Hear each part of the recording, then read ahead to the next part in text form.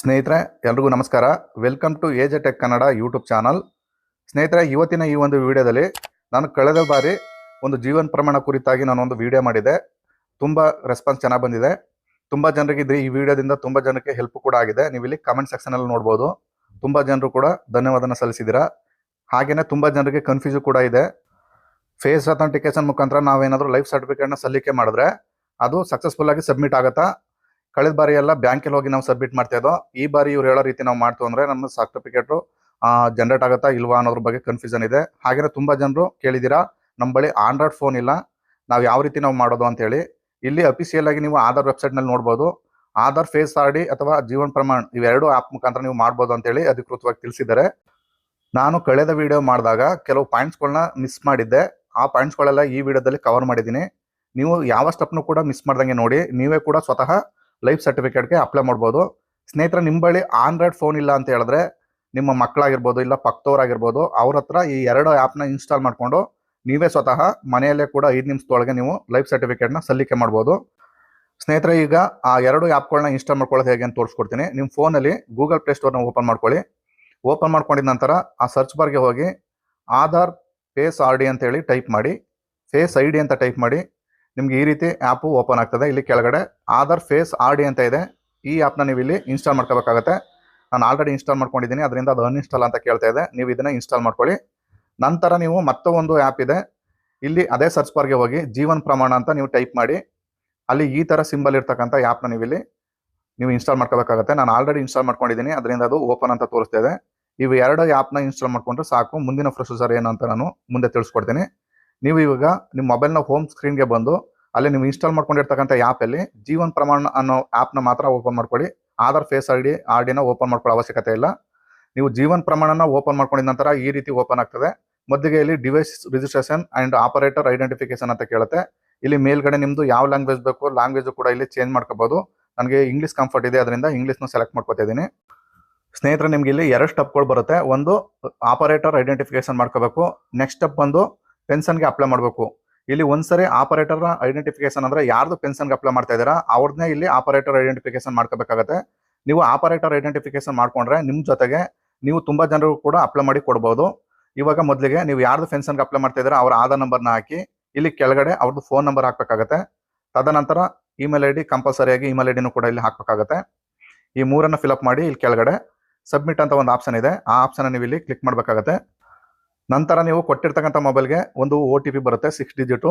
ಅದು ಕೆಳಗಡೆ ಆಪ್ಷನ್ ಕೂಡ ಓಪನ್ ಆಗ್ತದೆ. ಆ ಆಪ್ಷನ್ಗೆ ನೀವು ಅಲ್ಲಿ ಆ OTP ಎಂಟ್ರಿ ಮಾಡಬೇಕು. OTP ಎಂಟ್ರಿ ಮಾಡಿ ಮತ್ತೆ ನೀವು ಇಲ್ಲಿ ಸಬ್ಮಿಟ್ ಅಂತ ಮಾಡಬೇಕಾಗತ್ತೆ. ಸಬ್ಮಿಟ್ ಮಾಡಿದ ನಂತರ ನಿಮಗೆ ನೆಕ್ಸ್ಟ್ ಪೇಜ್ ಓಪನ್ ಆಗ್ತದೆ. ಈ ರೀತಿ ವೆಯ್ಟ್ ಮಾಡಿ. ಇಲ್ಲಿ ಡಿವೈಸ್ ರಿಜಿಸ್ಟ್ರೇಷನ್ ಮತ್ತು ಆಪರೇಟರ್ ಐಡೆಂಟಿಫಿಕೇಶನ್ ಅಂತ ಕೇಳುತ್ತೆ. ಇಲ್ಲಿ ಯಾರ ಹೆಸರಲ್ಲಿ ಡಿವೈಸ್ನ ರಿಜಿಸ್ಟರ್ ಮಾಡಿದ್ರೆ ಅಂದರೆ ಪೆನ್ಷನಿಯರ್ ಆಗಿದ್ರೆ ಅವ್ರ ಹೆಸರನ್ನ ನೀವು ಇಲ್ಲಿ ಹಾಕಬೇಕಾಗತ್ತೆ. ಆಸ್ ಪರ್ ಪೆನ್ಷನಲ್ಲಿ ಯಾವ ರೀತಿ ಇರುತ್ತೆ ಹೆಸರು, ಆ ರೀತಿ ಹೆಸರನ್ನ ಹಾಕಿ ಇಲ್ಲಿ ಕನ್ಸಲ್ಟ್ ಬಾಕ್ಸ್ ಇದೆ. ಈ ಕನ್ಸಲ್ಟ್ ಬಾಕ್ಸ್ನ ಕ್ಲಿಕ್ ಮಾಡಿ ಇಲ್ಲಿ ಸ್ಕ್ಯಾನ್ ಅಂತ ಇದೆ, ಆ ಸ್ಕ್ಯಾನ್ ಅನ್ನೋ ಆಪ್ಷನ್ನ ಕ್ಲಿಕ್ ಮಾಡಬೇಕಾಗುತ್ತೆ. ಕ್ಲಿಕ್ ಮಾಡಿದ ನಂತರ ಈ ರೀತಿ ಒಂದು ಪಾಪಪ್ ಬರುತ್ತೆ. ಇಲ್ಲಿ ಪರ್ಮಿಷನ್ ಅಲೋ ಕೇಳುತ್ತೆ, ನಿಮ್ಮದು GPS ಅಲೋ ಅಂತ ಮಾಡಿ. ಇವಾಗ ನಿಮ್ಮದು ಫೇಸ್ ಅಥೆಂಟಿಕೇಶನ್ಗೋಸ್ಕರ ಈ ಥರ ಕ್ಯಾಮ್ರಾ ಓಪನ್ ಆಗ್ತದೆ. ಇಲ್ಲಿ ನೀವು ಕರೆಕ್ಟಾಗಿ ಸೆಂಟ್ರ್ ಪಾಯಿಂಟಲ್ಲಿ ಈ ರೀತಿ ಗ್ರೀನ್ ಬರೋ ರೀತಿ ನಿಂತ್ಕೊಂಡು ನೀವು ಸಬ್ಮಿಟ್ನ ಮಾಡಬೇಕಾಗತ್ತೆ. ಸಬ್ಮಿಟ್ ಮಾಡಿದ ನಂತರ ನಿಮ್ಮದು ಸಕ್ಸಸ್ಫುಲ್ಲಾಗಿ ಆಪರೇಟರ್ ಐಡೆಂಟಿಫಿಕೇಶನ್ ಆಗ್ತು. ಈಗ ಪೆನ್ಷನರ್ ಐಡೆಂಟಿಫಿಕೇಶನ್ ಮಾಡಬೇಕು.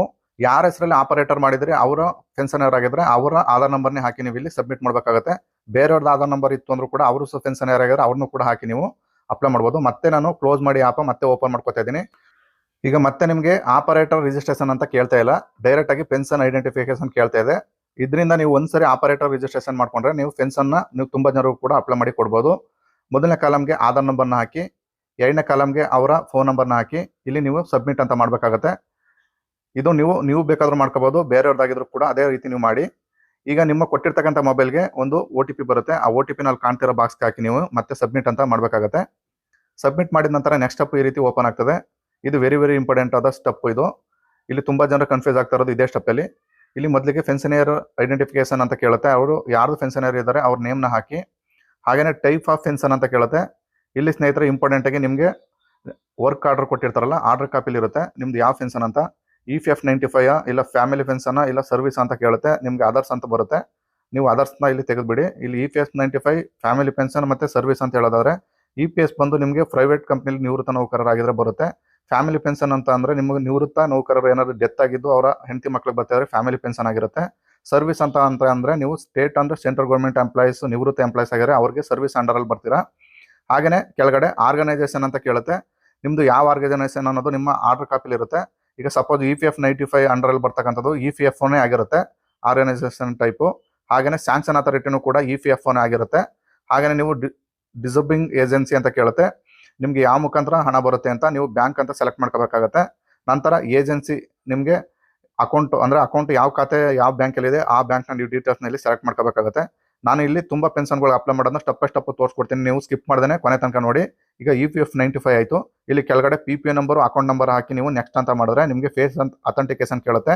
ಅಥೆಂಟಿಕೇಶನ್ ಆಯಿತು ಅಂದರೆ EPF 95 ಸಬ್ಮಿಟ್ ಆಗುತ್ತೆ. ಈಗ ಫ್ಯಾಮಿಲಿ ಪೆನ್ಷನ್ ಅವ್ರು ಯಾವ ರೀತಿ ಅಪ್ಲೈ ಮಾಡಬೇಕು, ಇಲ್ಲಿ ನೀವು ಟೈಪ್ ಆಫ್ ಪೆನ್ಷನ್ಗೆ ಫ್ಯಾಮಿಲಿ ಸೆಲೆಕ್ಟ್ ಮಾಡ್ಕೊಂಡ್ರೆ ನಿಮ್ಮ ಯಜಮಾನ ಅಕಸ್ಮಾತ್ ನೀವು ಏನಾದ್ರು ಡೆತ್ ಆಗಿದ್ರೆ ಯಾವ ಅಂಡರಲ್ಲಿ ಕೆಲಸ ಮಾಡ್ತಾ ಇದ್ರು ಅಂತ ಕೇಳುತ್ತೆ. ಅಲ್ಲಿ ನಿಮ್ಮ ವರ್ಕ್ ಆರ್ಡರ್ ಕಾಪಿಲೂ ಕೂಡ ಇರುತ್ತೆ. ನೀವು ಸೆಂಟ್ರಲ್ ಗೌರ್ಮೆಂಟ್ ಎಂಪ್ಲಾಯ್ಸ್ ಅಲ್ಲ ಬ್ಯಾಂಕ್ ಎಂಪ್ಲಾಯ್ಸ್ EPFನ ಯಾವುದು ಅಂತ ಕೇಳುತ್ತೆ. ನೀವು ಸೆಂಟ್ರಲ್ ಗೌರ್ಮೆಂಟ್ ಸಪೋಸ್ ನೀವು ಆರ್ಮಿ ಆಗಿತ್ತು ಅಂದರೆ ನೀವು ಇಲ್ಲಿ ಸೆಂಟ್ರಲ್ ಗೌರ್ಮೆಂಟ್ ಅಂತ ಸೆಲೆಕ್ಟ್ ಮಾಡ್ಕೋಬೇಕಾಗುತ್ತೆ. ರೈಲ್ವೆ ಮತ್ತು ಪೋಸ್ಟಲ್ ಮತ್ತು ಟೆಲಿಕಾಮ್ ಇವೆಲ್ಲ ಸೆಂಟ್ರಲ್ ಗೌರ್ಮೆಂಟ್ ಅಂಡರ್ಗೆ ಬರುತ್ತೆ.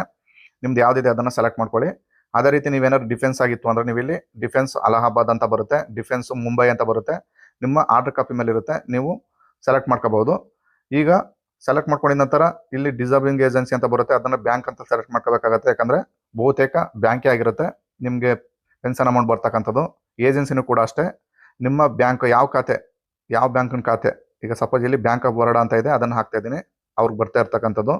ಅದೇ ರೀತಿ ಇವಾಗ service state government and central government ಅಂಡರಲ್ಲಿ ನೀವು ನಿವೃತ್ತಿ ಹೊಂದಿರತಕ್ಕಂಥ ನೌಕರರಾಗಿದ್ದರೆ ಅವ್ರಿಗೆ ಇಲ್ಲಿ ಆರ್ಗನೈಸೇಷನ್ ಟೈಪಲ್ಲಿ ತುಂಬ ಆಪ್ಷನ್ಗಳು ಓಪನ್ ಆಗ್ತವೆ. ನೀವು ಬ್ಯಾಂಕ್ ಎಂಪ್ಲಾಯ್ಸಾ, ಸೆಂಟ್ರಲ್ ಗೌರ್ಮೆಂಟ್ ಎಂಪ್ಲಾಯ್ಸಾ, ಹಾಗೆಯೇ ಸೆಂಟ್ರಲ್ ಗೌರ್ಮೆಂಟ್ ಆಟೋನಮಸ್ ಬಾಡಿನ, ಹಾಗೆಯೇ ಸೆಂಟ್ರಲ್ ಗೌರ್ಮೆಂಟು PU ಮತ್ತು ಅಂಡರ್ಟೇಕಿಂಗ ಮತ್ತು EPF ಎಂಪ್ಲಾಯ್ಸ್ನ, ಹಾಗೆಯೇ ಸ್ಟೇಟ್ ಗೌರ್ಮೆಂಟ್ ನಿವೃತ್ತ ನೌಕರರ, ಹಾಗೆಯೇ ಕಾಲೇಜು ಎಜುಕೇಷನ್ ಇನ್ಸ್ಟಿಟ್ಯೂಟ್ಗೆ ಸಂಬಂಧಪಟ್ಟವರ ಸ್ಟೇಟ್ ಗೌರ್ಮೆಂಟಲ್ಲಿ ಎಲ್ಲ ಕೇಳುತ್ತೆ. ನಿಮಗೆ ಗೊತ್ತಿಲ್ಲ ಅಂತ ಹೇಳಿದ್ರೆ ನಿಮ್ಮ ಆರ್ಡರ್ ಕಾಪಿಲಿ ಇರುತ್ತೆ, ನೀವು ಯಾವ ಆರ್ಗನೈಸೇಷನ್ ವ್ಯಾಪ್ತಿಗೆ ಒಳಪಡ್ತೀರಾ ಅಂತೇಳಿ ನೀವು ಅಲ್ಲಿ ಸೆಲೆಕ್ಟ್ ಮಾಡ್ಕೊಳ್ಳಿ. ನಿಮ್ಮದು ಸೆಂಟ್ರಲ್ ಗೌರ್ಮೆಂಟ್ ಸ್ಟೇಟ್ ಗೌರ್ಮೆಂಟು ಅದನ್ನು ಸೆಲೆಕ್ಟ್ ಮಾಡ್ಕೊಂಡಿದ ನಂತರ ಇಲ್ಲಿ ಸ್ಯಾಂಕ್ಷನ್ ಅಥಾರಿಟಿ ಅಂತ ಕೇಳುತ್ತೆ. ನೀವು ಒಂದು ವೇಳೆ ಡಿಫೆನ್ಸ್ ಅಂದರೆ ನೀವೇನಾದರೂ ಸೈನ್ಯದಲ್ಲಿ ಇತ್ತು ಅಂದರೆ ನೀವು ಇಲ್ಲಿ 3 ಆಪ್ಷನ್ ಮೇನಾಗಿ ನೀವು ನೋಡಬೇಕಾಗ್ತದೆ. ಡಿಫೆನ್ಸ್ ಸಬ್ರತ್ ಪಾರ್ಕ್ ಡೆಲ್ಲಿ, ಹಾಗೆಯೇ PCDA ಅಲಹಾಬಾದು ಮತ್ತು PCDA ಮುಂಬೈ ಅಂತ ನಿಮಗೆ ಆರ್ಡರ್ ಕಾಪಿಲಿರುತ್ತೆ. ನೀವು ಯಾವ ಡಿಫೆನ್ಸ್ ಅಂದರೆ ನಿಮ್ಮದು ಯಾವ ಅಥಾರಿಟಿಗೆ ಬರುತ್ತೆ ಅಂತ ನಿಮ್ಮ ಸ್ಯಾಂಕ್ಷನ್ ಅಥಾರಿಟಿ, ನೀವು ಅದನ್ನು ಕರೆಕ್ಟಾಗಿ ಹಾಕೊಳ್ಳಿ. ಹಾಗೆಯೇ ನೀವೇನೋ ಪೋಸ್ಟಲ್ಲು ರೈಲ್ವೆ ಟೆಲಿಕಾಮ್ ಆಗಿದ್ರೆ ಅದನ್ನು ಸೆಲೆಕ್ಟ್ ಮಾಡ್ಕೊಳ್ಳಿ. ಹಾಗೆಯೇ ಸ್ನೇಹಿತರೆ ನೀವೇನಾದರೂ BSF ಬಾರ್ಡರ್ ಪೊಲೀಸ್ ಆಗಿತ್ತು ಅಂತಂದ್ರೆ ಇಲ್ಲಿ ಸೆಂಟ್ರಲ್ ಗೌರ್ಮೆಂಟ್ ಅಂತ ಸೆಲೆಕ್ಟ್ ಮಾಡ್ಕೊಳ್ಳಿ. ನಂತರ ನೀವು ಇಲ್ಲಿ ನೆಕ್ಸ್ಟ್ ಅಂತ ಮಾಡಬೇಕಾಗತ್ತೆ. ಸ್ನೇಹಿತರೆ ಇವಾಗ ನಾನು PCDA ಅಲಹಾಬಾದ್ನ ಸೆಲೆಕ್ಟ್ ಮಾಡ್ಕೊತಿದ್ದೀನಿ. ನಂತರ ಡಿಸ್ಪ್ರೈಸಿಂಗ್ ಏಜೆನ್ಸಿ ಅಂತ ಕೇಳುತ್ತೆ. ನೀವಿಲ್ಲಿ ಡಿಸ್ಪ್ರೈಸಿಂಗ್ ಏಜೆನ್ಸಿ ಬಂದು ನಿಮ್ಮದು ಯಾವ ಮುಖಾಂತರ ನಿಮ್ಗೆ ಹಣ ಬರುತ್ತೆ, ಇಲ್ಲಿ ನಿಮ್ಮದು ಕೆಲವ್ರಿಗೆ ಸ್ಪರ್ಶ PCDAನೇ ಬರುತ್ತೆ, ಅದನ್ನೇ ಸೆಲೆಕ್ಟ್ ಮಾಡ್ಕೊಳ್ಳಿ. ನಂತರ ಏಜೆನ್ಸಿ ಟೈಪ್ ಬಂದು ಏಜೆನ್ಸಿ ಟೈಪ್ ಕೂಡ ಒಂದೇ ಆಪ್ಷನ್ ಇದೆ, ಸ್ಪರ್ಶ PCDA ಅಲಹಾಬಾದ್ ಅಂತ, ಅದನ್ನು ಸೆಲೆಕ್ಟ್ ಮಾಡ್ಕೊಳ್ಳಿ. ನಂತರ ನೆಕ್ಸ್ಟ್ ಕಾಲಮಲ್ಲಿ ಇಲ್ಲಿ PPO. ಸ್ನೇಹಿತರೆ ನಾನು ಇವಾಗ ಸಬ್ಮಿಟ್ ಮಾಡ್ತಾ ಇರ್ತಕ್ಕಂಥದ್ದು ಸರ್ವಿಸು ಅಂದರೆ state government and central government ನಿವೃತ್ತ ನೌಕರರಿಗೆ. ಇಲ್ಲಿ ನೀವು PPO ನಂಬರ್ನ ಹಾಕಿದ ನಂತರ ಕೆಳಗಡೆ ಇಲ್ಲಿ ಅಕೌಂಟ್ ನಂಬರ್ನ ಹಾಕಬೇಕು. ನೀವು ಇಲ್ಲಿ ರೀಮೇರಿಡ ಎಂಪ್ಲಾಯ್ ಅಂತ ಕೇಳುತ್ತೆ. ನೀವು ಎಸ್ ಇದ್ರೆ ಎಸ್, ನೋ ಇದ್ರೆ ನೋ ಮಾಡಿ ನೀವು ಇಲ್ಲಿ ನೆಕ್ಸ್ಟ್ ಅಂತ ಮಾಡಬೇಕಾಗತ್ತೆ. ನೀವು ನೆಕ್ಸ್ಟ್ ಅಂತ ಮಾಡಿದ್ರೆ ಈ ರೀತಿ ನೆಕ್ಸ್ಟ್ ಪೇಜು ಒಂದು ಪ್ರಿವ್ಯೂ ಪೇಜು ಓಪನ್ ಆಗ್ತದೆ. ನೀವು ಇಲ್ಲಿ ಫಿಲಪ್ ಮಾಡಿರೋದೆಲ್ಲ ಕರೆಕ್ಟಾಗಿದೆಯಾ ಒಂದ್ಸರಿ ನೋಡ್ಕೊಳ್ಳಿ. ಎಲ್ಲ ಕರೆಕ್ಟಾಗಿತ್ತು ಅಂದರೆ ಇಲ್ಲಿ ಸ್ಕ್ರೋಲ್ ಮಾಡಿ ಕೆಳಗಡೆ ಬನ್ನಿ. ಇಲ್ಲಿ 2 ಕನ್ಸಲ್ಟ್ ಬಾಕ್ಸ್ ಇದೆ, 2 ಕೂಡ ನೀವು ಇಲ್ಲಿ ಟಿಕ್ ಮಾಡಬೇಕಾಗತ್ತೆ. ಟಿಕ್ ಮಾಡಿ ಇಲ್ಲಿ ಸಬ್ಮಿಟ್ ಅಂತ ಮಾಡ್ತು ಅಂದರೆ ಈ ರೀತಿ ಒಂದು ಪಾಪಪ್ ಓಪನ್ ಆಗ್ತದೆ. ನೀವು ಇಲ್ಲಿ ಫೇಸ್ ಅಥೆಂಟಿಕೇಶನ್ ಕೊಡಲಿಕ್ಕೆ ನಿಮಗೆ ಓಕೆ ಇದೆ ಅಂತ ಕೇಳುತ್ತೆ. ನೀವು ಇಲ್ಲಿ ಮತ್ತೆ ಒಂದು ಕನ್ಸಲ್ಟ್ ಬಾಕ್ಸ್ ಇದೆ, ನೀವು ಅದನ್ನು ಕ್ಲಿಕ್ ಮಾಡಿ ಇಲ್ಲಿ ನೀವು ಸ್ಕ್ಯಾನ್ ಅಂತ ಮಾಡಬೇಕಾಗತ್ತೆ. ಇವಾಗ ಈ ರೀತಿ ಒಂದು ಅಲೋ ಅಂತ ಕೇಳುತ್ತೆ, ನಿಮ್ಮದು ಪರ್ಮಿಷನ್ನು ಅಲೋ ಅಂತ ಮಾಡಿ ಈ ರೀತಿ ನಿಮ್ಮ ಫೇಸ್ನ ಆ ಸರ್ಕಲ್ ಒಳಗೆ ಇಟ್ಟು ಕಣ್ಮುಚ್ಚಿ ಬಿಟ್ಟರೆ ಆಟೋಮೆಟಿಕ್ಕಾಗಿ ಆ ರೀತಿ ಫೇಸ್ ತಗೊಳುತ್ತೆ. ಇವಾಗ ನಿಮ್ಮದು ಸಕ್ಸಸ್ಫುಲ್ಲಾಗಿ ನಿಮ್ಮದು ಲೈಫ್ ಸರ್ಟಿಫಿಕೇಟು ಕೂಡ ಜನ್ರೇಟ್ ಆಗುತ್ತೆ ಮತ್ತು ಪ್ರಮಾಣ ಐಡಿನೂ ಕೂಡ ಜನ್ರೇಟ್ ಆಗುತ್ತೆ. ಹಾಗೆಯೇ ನಿಮಗೆ ಒಂದು ಮೆಸೇಜು ಕೂಡ ಬರುತ್ತೆ ಸ್ನೇಹಿತರೆ, ನೀವು ಇಲ್ಲಿ ನೋಡ್ಬೋದು successfully submitted your life certificate ಅಂತೇಳಿ ಒಂದು ಮೆಸೇಜು ಬರುತ್ತೆ. ಇದನ್ನು ಯಾವ ರೀತಿ ಮತ್ತೆ ಒಂದು ಸ್ಟೆಪ್ ಇದೆ, ಯಾವ ರೀತಿ ನಿಮ್ಮದು ಡಿಜಿಟಲ್ ಸರ್ಟಿಫಿಕೇಟ್ನ ಡೌನ್ಲೋಡ್ ಮಾಡ್ಕೊಳ್ಳೋದು ಅಂತ. ಅದಕ್ಕೂ ಮೊದಲು ನೀವು ಇಲ್ಲಿ ಈ ಆಪ್ಷನ್ ನೀವು ಇಲ್ಲಿ ಕ್ಲೋಸ್ ಅಂತ ಮಾಡಬೇಕಾಗತ್ತೆ. ಕ್ಲೋಸ್ ಮಾಡಿದಾಗ ನೆಕ್ಸ್ಟ್ ಈ ರೀತಿ ಒಂದು ಪಾಪ ಬರುತ್ತೆ. ನಿಮ್ಮ ಬಳಿ ಮತ್ತೆ ಒಂದು PPO ನಂಬರ್ ಇದೆಯಾ ಅಂತ ನೀವು ಎಸ್ ಅಂತ ಮಾಡಿದ್ರೆ ಸಬ್ಮಿಟ್ ಮಾಡೋಕ್ಕೆ ಕೇಳುತ್ತೆ. ನೀವು ಇಲ್ಲ ಅಂತ ಹೇಳಿದ್ರೆ ಒಂದು ವೇಳೆ ನೋ ಅಂತ ಮಾಡಬೇಕಾಗುತ್ತೆ. ನೋ ಅಂತ ಮಾಡಿದ್ರೆ ಮತ್ತೆ ನಿಮಗೆ ಈ ರೀತಿ ಹೋಮ್ ಪೇಜು ಬರುತ್ತೆ. ಇಲ್ಲಿಗೆ ನಿಮ್ಮದು ಸ್ಟೆಪ್ ಎಲ್ಲ ಕಂಪ್ಲೀಟ್ ಆಗ್ತು. ಈಗ ನೀವು ಡಿಜಿಟಲ್ ಲೈಫ್ ಸರ್ಟಿಫಿಕೇಟ್ನ ಡೌನ್ಲೋಡ್ ಮಾಡ್ಕೊಳ್ಳೋದು ಹೇಗೆ ಅಂತ ತೋರಿಸ್ಕೊಡ್ತಾ ಇದ್ದೀನಿ ಬನ್ನಿ. ಸ್ನೇಹಿತರೆ ಸಿಂಪಲ್ಲಾಗಿ ನಿಮ್ಮ ಫೋನ್ಗೆ ಬಂದಿರತಕ್ಕಂಥ ಮೆಸೇಜ್ನ ಓಪನ್ ಮಾಡ್ಕೊಳ್ಳಿ. ಅಲ್ಲಿ ಒಂದು ಲಿಂಕ್ ಕೊಟ್ಟಿರ್ತಾರೆ ನಿಮಗೆ, ಅಲ್ಲಿ ನೋಡ್ತಾ ಇರ್ಬೋದು jeevanpraman.gov.in ಅಂತ. ನೀವು ಆ ಆಪ್ಷನ್ ನೀವು ಕ್ಲಿಕ್ ಮಾಡ್ತು ಅಂದರೆ ಈ ರೀತಿ ಕಂಟಿನ್ಯೂ ಅಂತ ಮಾಡಬೇಕಾಗತ್ತೆ. ನಿಮ್ಮ ನೆಟ್ನ ಆನ್ ಮಾಡ್ಕೊಳ್ಳಿ ಫೋನಲ್ಲಿ. ಈ ರೀತಿ ನಿಮಗೆ ಪೇಜ್ ಓಪನ್ ಆಗ್ತದೆ. ಇಲ್ಲಿ ನಿಮ್ಮದು ಪ್ರಮಾಣ ಐಡಿ, ನಿಮಗೆ ಮೆಸೇಜಲ್ಲಿ ಬಂದಿರತಕ್ಕಂಥ ಪ್ರಮಾಣ ಐಡಿನ ಹಾಕಿ ಅಲ್ಲಿ ಕಾಣ್ತಿರೋ ಕ್ಯಾಪ್ಸನ್ನು ಫಿಲಪ್ ಮಾಡಿ ಇಲ್ಲಿ ಜನರೇಟ್ OTP ಅಂತ ನೀವು ಕ್ಲಿಕ್ ಮಾಡಬೇಕಾಗತ್ತೆ. ಕ್ಲಿಕ್ ಮಾಡಿದ ನಂತರ ನಿಮಗೆ ಒಂದು ರಿಜಿಸ್ಟರ್ಡ್ ಅಂದರೆ ನಿಮ್ಮ ಜೀವನ ಪ್ರಮಾಣ ಪತ್ರ ಮಾಡ್ಬೇಕಾದ್ರೆ ಕೊಟ್ಟಿರ್ತಾರಲ್ಲ ಫೋನು, ಅದಕ್ಕೆ ಒಂದು OTP ಬರುತ್ತೆ. ಆ OTPನ ಹಾಕಿ ನೀವು ಇಲ್ಲಿ ಸಬ್ಮಿಟ್ ಮಾಡಿದ್ರೆ ನಿಮ್ಗೆ ಈ ರೀತಿ ಒಂದು ಅಕ್ನಾಲೆಜ್ಮೆಂಟ್ ಕೂಡ ಜನರೇಟ್ ಆಗಿ ಅಲ್ಲಿ ಮೇಲ್ಗಡೆ ಕ್ಲಿಕ್ ಕೇರ್ ಅಂತ ಇದೆ, ಡೌನ್ಲೋಡ್ ಅಂತ. ನೀವು ಆಪ್ಷನ್ನ ಕ್ಲಿಕ್ ಮಾಡ್ತು ಅಂದರೆ ಈ ಅಕ್ನಾಲೆಜ್ಮೆಂಟ್ ಕೂಡ ಡೌನ್ಲೋಡ್ ಮಾಡಿ ನೀವು ಸೇವ್ ಮಾಡೋ ಕೂಡ ಇಟ್ಕೋಬಹುದು. ಸ್ನೇಹಿತರೆ, ಈ ರೀತಿ ಸಕ್ಸಸ್ಫುಲ್ಲಾಗಿ ಡಿಜಿಟಲ್ ಲೈಫ್ ಸರ್ಟಿಫಿಕೇಟ್ನ ನೀವು ಮನೆಯಲ್ಲೇ ಕೂತು ಕೂಡ 5 ನಿಮಿಷದೊಳಗೆ ಮಾಡ್ಕೋಬಹುದು. ಸ್ನೇಹಿತರೆ, ನನಗೆ ನಮ್ಮ CSC ಸೆಂಟರ್ನಲ್ಲಿ ಪ್ರತಿನಿತ್ಯ ಕೂಡ 10 ಜನಗಳಿಗೆ ಮಾಡ್ಕೊಡ್ತೀನಿ. ಇಲ್ಲಿ ಯಾವುದೇ ಥರದ ಅನುಮಾನ ಪಡೋ ಅಗತ್ಯ ಇಲ್ಲ ನೀವು, ಯಾಕಂದರೆ ಇದು ನಂದು ಎಕ್ಸ್ಪೀರಿಯನ್ಸ್ ಬೇಸ್ಡ್ ಮೇಲೆ ನಿಮಗೆ ತಿಳಿಸ್ಕೊಡ್ತಾ ಇದ್ದೀನಿ. ನೀವು ಯಾವುದೋಸ್ಕರ ಯೂಟ್ಯೂಬ್ ವೀಡಿಯೋಗೋಸ್ಕರ ಮಾಡಿದ್ದೀನಿ ಅಂತ ನೀವು ತಿಳ್ಕೊಬೇಡಿ. ದಯವಿಟ್ಟು ಈ ವಿಡಿಯೋ ಇಷ್ಟ ಆಗಿತ್ತು ಅಂದರೆ ಈ ವಿಡಿಯೋಗೆ ಒಂದು ಲೈಕ್ ಕೊಡಿ. ಹಾಗೆಯೇ ಇದುವರೆಗೂ ನಮ್ಮ ಚಾನಲ್ನ ಸಬ್ಸ್ಕ್ರೈಬ್ ಮಾಡ್ಕೊಂಡಿಲ್ಲ ಅಂದರೆ ದಯವಿಟ್ಟು ಸಬ್ಸ್ಕ್ರೈಬ್ ಮಾಡ್ಕೊಳ್ಳಿ. ಇಲ್ಲಿ ತನಕ ವಿಡಿಯೋ ನೋಡೋದಕ್ಕೆ ಎಲ್ಲರಿಗೂ ಧನ್ಯವಾದ.